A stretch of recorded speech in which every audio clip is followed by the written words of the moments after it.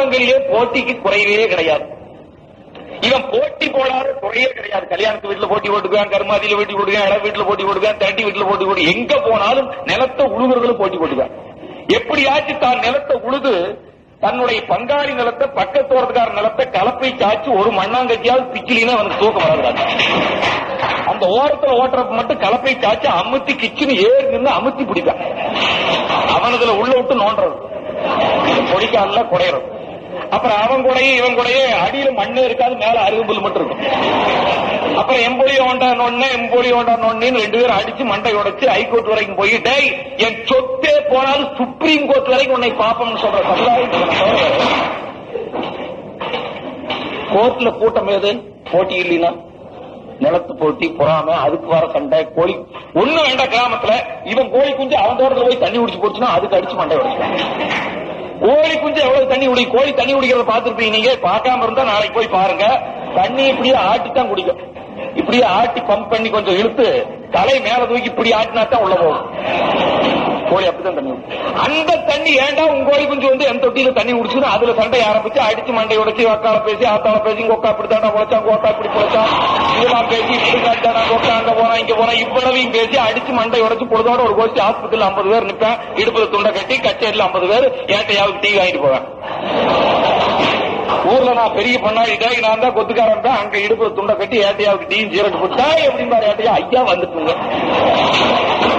கோர்ட்ல போய் நாச்சிமுத்து வகைரா 36 பேர் போய் வரிசையா எடுப்புற துண்டை கட்டி ஐயா 16ஆம் தேதி வாய்தாப்போ. அப்ப 36 பேர் சாப்பிட்டு வெத்தலவாக்கு போட்டு வெள்ளரி பிஞ்சு வாங்கி தந்து சர்பத்து குடிச்சு ஊடு வந்து சொத்து முடிஞ்சுதான். இப்ப இந்த சமுதாயம் இப்படியே வாழணும். நீங்க எப்படியாவது நான் உங்களை மன்றாடி கேட்டுக்கொள்வதெல்லாம் இதுல கொஞ்சம் கவனம் செலுத்தணும். நீங்க நல்லா படிங்க, நல்லா உத்தியோகம் பாருங்க, நல்லா கொலைங்க, நல்லா பிரிச்சு வச்சு டிவி வச்சு நல்லா ராக்கெட்டும் கூட வீட்லயே உடம்பு நிறுத்தி வச்சு கொலைங்க. என்ன ராஜீவ்காந்தி கொடுத்தாலும் கொடுப்பாரு ஆளுக்கு ஒரு ராக்கெட் வீட்லயே நிறுத்தி வச்சு சொல்லி ஒரு ராக்கெட் விட்டாங்க அரிகோட்டாவில் 4வது நிமிஷம் பிறந்துகிட்டு வங்காளத்துல ஏகப்பட்ட கோடி ரூபாய் நஷ்டம். அதுக்காக நான் அந்த செயலை கேவலப்படுத்தல. அப்படி ஒரு நிலை கூட எதிர்காலத்தில் வரலாம். இருந்தாலும் அந்த வருகின்ற அந்த நிலையிலே கூட இப்படி இருக்கிறவனும் கொஞ்சம் பேர் இல்ல, மெஜாரிட்டியான பேர் இருக்கானே. இவரை திருத்துவதற்கு ராஜீவ்காந்தியால், எம்ஜிஆரால், கருணாநிதியால் முடியாது. கிராமப்புறத்திலே கல்வி கற்ற உங்களால் முடியும் என்கிற நம்பிக்கை அதுக்கு எப்படியாவது கொஞ்சம் முயற்சி. இவனுடைய போட்டி நிலத்தில் ஆரம்பிச்சு கோர்ட்ல போய் சொத்தே போனாலும் சுப்ரீம் கோர்ட் வரைக்கும் வாய்தாவுக்கு நடந்துட்டு இருக்கான். நிலத்துல போட்டி, திருமண வீட்டுல போட்டி போடுவான். பொண்ணு கொடுக்கலன்னா சண்டை, பொண்ணு கட்டலினாலும் சண்டை. அதுவும் பொருளாதாரத்துல வராதான். நல்லா ஒருத்தர் அத்தை குடும்பம் நல்லா இருந்தா அத்தை பொண்ணு கொடுக்கலாம் சண்டை போவ. கெட்டு போனா ஒண்ணு விட்டு அத்தைதான் எனக்கு சரியில்லை, பொருத்தம் சரியில்லைன்றியா. பவுன் போடுறதுக்கு வழி இல்லைன்னா பொருத்தம் சரியில்லை. அந்த சாமியார் அப்பவே சொல்லிட்டான். கோயில்ல பூ கேட்டு பார்த்தா பூ வலது பக்கம் சரிஞ்சிருச்சு. எங்க அம்மா வேண்டாம்னுச்சு. பொண்ணு கேட்க போலாம்னு வண்டி கூட்டினா இடத்துறது ஒண்ணுக்கு இருந்து ஓடிச்சு. அதோடவே பொண்ணு வேண்டாம். நல்லா இருந்தா இடத்துல ஒண்ணுக்கு இருந்தா நல்ல சயனம் தான். 100 பவுன் போட்டு பணங்கணம் கொடுத்து கார் மோட்டார் சைக்கிள் வாங்கி கொடுக்குற மாதிரி இருந்தா நல்ல சயனம் தான். பொருளாதாரத்தை குறைஞ்சு போனா தன்னுடைய சொந்தத்தையே விளக்குகின்ற அந்த பொருளாதார சூழ்நிலை. கல்யாணத்து வீட்டுல சண்டை கட்டுவான். எதுக்காக சண்டை? காரணம் பாத்தீங்கன்னா அப்புறம் முகூர்த்தம், பொண்ணுக்கு பொட்டு போடணும். திருமணத்துல கிராமப்புறங்கள்ல பார்த்திருப்பீங்க, தாய் மாமன் வந்து மணமகளுக்கு பொட்டு வச்சு மாலை போட்ட பிறகுதான் அது அந்த காலங்களில் பொண்ணு எடுக்கிற முறையே இருந்தது. பொண்ணு தூக்கி போற கொங்கு திருமணங்கள்ல பாத்தீங்கன்னா கொங்கு நாடு பூராமே தாய் மாம வீட்டுல பொண்ணை தூக்கி கழுத்துல மாட்டி உட்கார வச்சுட்டு கோயிலுக்கு கொண்டு போய் திருப்பி கொண்டாந்து உட்கார வைக்கணும். அந்த காலத்துல கொஞ்சம் திலகாத்திரமா இருந்தாங்க நம்ம ஆட்கள். கிராமப்புறங்கள்ல நல்லா சாப்பிடுவான். கம்மஞ்சோரா இருந்தாலும் தட்டப்பயிரா இருந்தாலும் நிறைய சாப்பிடுவான். கருப்பட்டி 10 ஒட்டு பணம் கருப்பட்டி கொட்டி போட்டு ஒரு பக்கம் நெய்யி ஊத்தி பிரட்டி அதான் டிஃபன் அவனுக்கு. அப்படி சாப்பிட்டான். ஒரு வண்டி குப்பை வண்டியை ஒரு கண்ணோட குறைச்சாலும் அப்படியே தூக்கி நிறுத்தி அவ்வளவு பலம் இருந்தது அவனுக்கு. அவன் பொண்ணு தூக்கிட்டு போனேன். அப்ப ஏன் அந்த பழக்கம் போச்சு தெரியுமா? நம்மால அப்புறம் வர வர காலம் கேட்டது, கணேஷ் பீடி வந்தது, காப்பி தண்ணி வந்தது, கணேஷ் பீடி குடிச்ச, காப்பி குடிச்ச, கணேஷ் பீடி குடிச்ச, எல்லாம் குழி வந்து பொண்ணு தூக்க சொன்னா சீலை தூக்குறது கூட சத்து இல்லாம போன.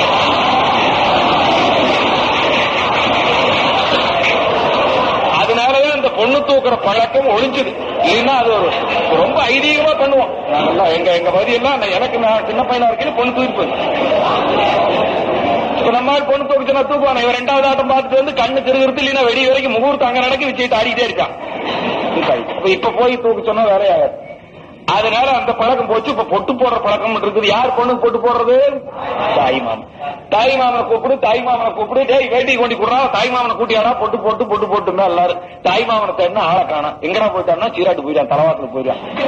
அப்புறம் ஏதோ முன்னுக்கு இருக்கிறவங்க 4 பெரிய மனுஷர் போய் ஐயா வா பொட்டு போடுறதுக்கு எல்லாம் கூப்பிட்டு பொட்டு போட சொல்லி சமாதானப்படுத்தி, என்னையா கோவம் இப்படி போயிட்டேன்னு கேட்டா, ஏன்டா பந்தியில் உட்கார்ந்து இருக்கிறேன், எல்லாருக்கும் இலை போட்டு வர மயிறு, தாய் மாமன் எனக்கு மட்டும் சின்ன மசாலா புடிங்கிட்டு போட்டு போடுவான். ஒண்ணும் இருக்காதுங்க. இலை சின்னதா போச்சுன்னா அது போச்சு. இன்னைக்கு பாக்கலாம். கல்யாணத்து வீட்டுல போட்டி, திரட்டி வீட்டுல போட்டி போடுவான். திரட்டினா தெரியுமில்ல, இன்னும் அது தெரியாம இருப்பீங்க. திரட்டிக்கு குடிச்சு கட்டுற பழக்கம் உண்டு. இப்ப எல்லா பக்கமும் உண்டு. யார் குடிச்சு கட்டுறது? தாய் மாமன். எங்க பகுதியில் இன்னொரு பழக்கம், குடிசு கட்டி தென்னை மட்டையில பின்னி கிடு பின்னி 4 பக்கம் வச்சு கட்டி பொண்ணை கொண்டாந்து அதுக்குள்ள விடுறதான் பழக்கம். குளிச்சு விட்டு பொண்ணு அதுல விடுறதுக்கு முதல்ல எங்க பகுதியில பழக்கம், தாய் மாமன் எல்லாம் போய் குடிச்சுக்குள்ள உட்காந்துக்கணும். அந்த மாமன் முறை பூரா அவங்களுக்கு பால் பழம் கொண்டாந்து கொடுப்பாங்க. அதை வாங்கி சாப்பிட்ட பிறகுதான் அவங்க வெளியே வரணும். அதுக்கு பிறகுதான் பெண்ணை கொண்டு போய் விடுவாங்க. அதான் எங்க பகுதியில பழக்கம். நாங்க இப்ப ஒரு கிராமத்துக்கு போயிருந்தோம் குடிச்சுக்கிட்டு. நாங்க ஒரு மாமன்மார் பங்காளிகள் 4-5 பேர் சேர்ந்து எல்லாம் குடிச்சு கட்டி எல்லாம் செட்டப் பண்ணி 4 பக்கம் வாசல் எல்லாம் வச்சு கட்டி எல்லாம் ரெடி பண்ணியாச்சு. நாங்க போய் குடிச்சுக்குள்ள உட்காந்தாச்சு. பால் பழம் வந்தது, சாப்பிட்டோம். சாப்பிட்டு முடிச்ச உடனே எங்க பங்காளி ஒருத்தர் கோவம் வந்து, டேய் இந்த வீட்டுல நான் ஒரு நிமிஷம் நிக்க மாட்டான்ட்டு அவன் பின்னுல கிடுகி புடிங்கிட்டு சீராட்டு பறப்பான். நீ பங்காளி போகும்போது நாங்களும் சப்போர்ட் பண்ணுவோம். நாங்களும் அவன் கிடுகு புடிங்கிட்டு எல்லாரும் அவன் பிறகு போனோம். ஊர் எல்லையில போய் நிறுத்தி, அட என்னப்பா காரணத்தை சொல்லி தொலைச்சிட்டு போனா, நான் தான் உங்க பிறகு வாரமல்ல விஷயத்தை சொல்லிட்டு போனோம்னா, ஏன்டா குடிசுக்குள்ள எல்லாருக்கும் பழம் கொண்டாந்து கொடுத்தாலும் உங்களுக்கு எல்லாம் இஷ்டாத போற, எனக்கு மட்டும் சொல்லிட்டு போனா.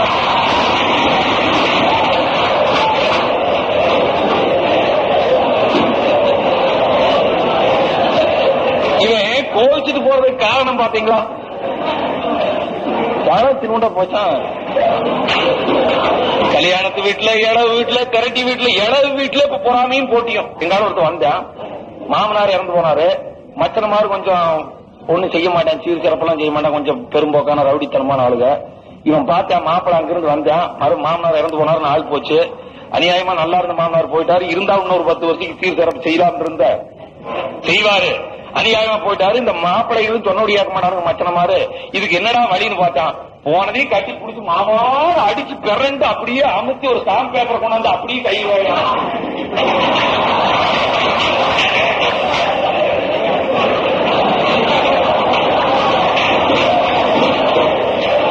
மருமகன் வந்து மாமனார் செத்து படுக்க வச்சிருந்து வாய்க்கெட்டெல்லாம் கட்டி ஓட்டல, சும்மா பிறண்டு அழுதியா பெரிய ஆத்திரப்பட்டு அழுகிறான் இருக்க. அப்படியே பிறட்டி மாமனாரை பிடிச்சு அதை கொட்டி சாம்பல் வச்சு அமுத்தி எடுத்து, அப்புறம் அதுல என்ன வேணாலும் புள்ள பண்ணி மச்சன மேல கேஸ் போட்டு அப்புறம் வழங்குவானா. மாமச்சி எப்படி எல்லாம் இப்படி திரட்டி வீட்டுல போட்டி, கல்யாணத்து வீட்டுல போட்டி, கருமாதி வீட்டுல போட்டி, எங்க பார்த்தாலும் நிலத்து உழுகுறதுல போட்டி, இவ்வளவு போட்டி, பொறாமை. அடே அப்பா, கிராமத்துல அவன் உட்கார்ந்தா ஒரு முறத்துக்கு மண்ணு வெந்து போயிடும். ஜப்பான்ல குண்டு விழுந்தா புல்லு முளைக்காம போன மாதிரி இவன் உட்கார்ந்து இருந்த இடத்துல புல்லு 200 வருஷத்துக்கு முளைக்காது. வெந்து போதும். கிராமப்புறத்துல எதை கண்டாலும் வெந்து போ. காலையில போய் பருத்தி காடை சுத்தி பார்ப்பான், நெல் வயலை சுத்தி பார்ப்பான். தன்னுடைய வயலை 5 நிமிஷம் தான் பார்ப்பான், பங்காளி வயலை 15 நிமிஷம் பார்ப்பான். இன்னும் இவன் அதுல புகையான் உடுவுலையோ இவனதுல உண்ணா புகையான் உழுதுலயே நிலத்து பார்த்தல். காலையில ஒரு பையன் வர்றான். இந்த கிராமம் முன்னேறாம போனதுக்கே அங்க இருக்கிற அந்த கெல்டு ஒரு 10-20 பேர் சேர்ந்து காலையில தலவாசல உட்காந்துருக்கான். அந்த பெருசுகள்லாம் ஒழிஞ்சா ஓரளவுக்கு இளைஞர்கள் வந்தாச்சு. எல்லாத்திலையும் படிச்ச பையன் வந்திருக்காங்க கிராமப்புறங்கள்ல. அந்த பெருசுக்கு ஒரு 5-6 உட்கார்ந்துகிட்டு இந்த 10-15 படிச்ச பையன்களை கூட இந்த முன்னேற்றமான செய்திகளை கிராமப்புறங்களை செய்ய விடாம தடுத்து அமைக்கி அந்த பழமையிலையும் அந்த அறியாமையிலையுமே வச்சிருக்கிற கொடுமை இன்னைக்கு நடந்துச்சு. அந்த 5-6-10 பேர் உட்காந்துதான் காலையில. அவன் அகில உலக ரீகல்ல இருந்து இங்க உள்ளூர் செயலாளர் வரைக்கும் எல்லாத்தையும் பேசுவான். விட மாட்டான். அவன் எங்க போனேன், அவன் இடம் அங்க போயிட்டு எல்லாம் பேசுவான். கம்ப்ளீட்டா எல்லாம். அவனுக்கு என்ன வேலை? ஏதோ வீட்டுல போட்ட ஜாப் போட்டு நேரம் இங்க வந்து 15 போடுவேன். இல்லைன்னா இந்த ஊர் ஒம்பு ஊரா பேசிட்டு இருப்பேன். ஒரு பையன் நடந்து வருவேன், அருமையா கராப்பு வச்சு பிரமாதமா சட்டை போட்டு அருமையா செருப்பு தொட்டு டக்கு டக்கு அருமையா நடந்து போவேன். உடனே இந்த பெருசுனால என்ன சொல்லணும்? ஆஹா, மெக்காத்தோட பையன் பாடுறா, எவ்வளவு அருமையா செருப்பு தொட்டு எவ்வளவு அருமையா சட்டை டிசைனா பாக்கிறான் சட்டையோட்டம். ஆஹா, இப்படி சட்டை போட்டு இப்படி கிராப்சி இப்படி செருப்பு தொட்டு நடந்த ஆபீசர் விட்டு பையன் மாதிரி ஒவ்வொரு பையனும் கிராமத்துல இப்படித்தாண்டா இருக்கணும் சொல்லி இருந்தா எல்லா பையனும் அந்த நாகரிகத்தை கொண்டு வந்திருப்பான்ல. கூட மாட்டானே, குடுமையை வெட்டுறது கூட மாட்டானே கிழவன் 10-20 வருஷமா. நிறைய பேர் குடுமையை வெட்டுறதுக்கு பெரிய வம்பு பண்ணித்தான் நாங்கெல்லாம் கிழவனை தூக்கி போட்டு அமைச்சு பிடிச்சிட்டு வச்சிருக்கோம். அப்போ அவன் கையில அந்த மயிரை தூக்கி பிடிச்சிட்டு லட்சுமியே போச்சேடா அழுகிறான். அதுக்குள்ளதான் லட்சுமி இருந்துதாமா. எங்கடா லட்சுமி இருக்குன்னு விரிச்சு பார்த்தா இரும்புன்னு இருந்து லட்சுமிங்கான கருத்து. கிழமை இன்னும் நிறைய பேர் குடுமையை வச்சு கூட மாட்டேங்கிறாங்க. அப்புறம் இவன் எப்படி விடுவா நம்மள முன்னேறதுக்கு, நாகரிகத்தை அறிவு வளர்ச்சியை பண்றதுக்கு? இவன் ஒத்துக்க மாட்டான். டேய் மேகால் தோட்டத்து பையன் பாரு என்ன அழகா போறான் பாரு, நம்மளுக்கு பெருமையா இருக்குது, எல்லா பையனும் இப்படித்தாண்டா போகணும் சொல்லி இருக்கணும்ல, அதுக்கு ஆதரவு கொடுத்துருக்கணும்ல. சொல்ல மாட்டேன். டேய் யாரு மேக்கால் தோட்டத்து பையனா? அடே அப்பா, இவன் கெராப்பும் இவன் சட்டையும் இவன் வேட்டியும் இவன் சட்டை பீடி வேற இவனுக்கு. டேய் இவன் பண்ணையத்தை வச்சிருப்பானா?